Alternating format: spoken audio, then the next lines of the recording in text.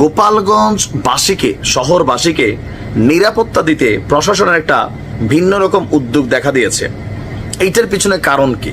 কারণটা কিন্তু অন্য জায়গায়। আপনার গোপালগঞ্জ শহরবাসীকে নিরাপত্তা দিতে লঞ্চঘাট এলাকায় একটা ওয়াচ টাওয়ার উদ্বোধন করা হয়েছে। ৭১ ফুট উঁচু এই ওয়াচ টাওয়ারে 10টি উচ্চ ক্ষমতা সম্পন্ন লাইট স্থাপন করা হয়েছে।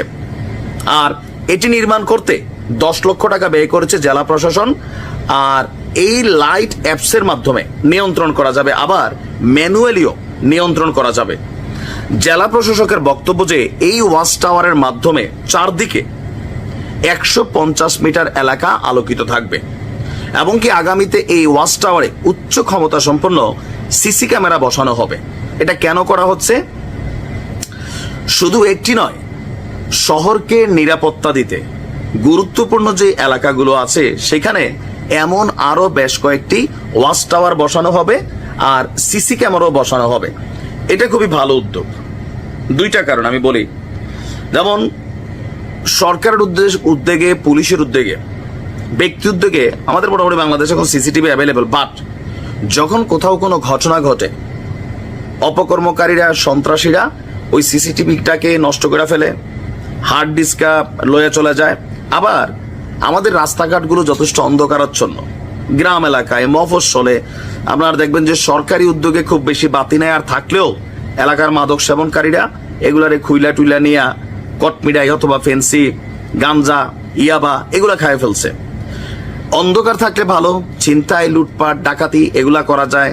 আবার নির্দিষ্ট কোথাও কোনো অপকর্ম করতে গেলে বিদ্যুতের লাইনটা, সংযোগটা বিচ্ছিন্ন করে দেয়, এতে সেখানে অপকর্মটা করতে সুবিধা হয়। এখন যখন ওয়াচ টাওয়ার ৭১ ফুট উঁচা, আপনি চাইলেই এইটার ক্যামেরারে আপনি বন্ধ করতে পারবেন না, চাইলে আপনি যে কোনো একটা এলাকার অন্ধকার করতে পারবেন না। কেন? এটা অনেক উঁচু, ওইখান থেকে আলো ফেলা হচ্ছে। বিশেষ করে ক্রাইম স্পট যে জায়গাগুলো আছে, ছিনতাই, চুরি চুট্টামি, ডাকাতি বা আপনার নেশার মাদকের আড্ডা, এই জায়গাগুলোতে এই লাইট এবং সিসিটিভি আমার মনে হয় খুব সুন্দর একটা উদ্যোগ।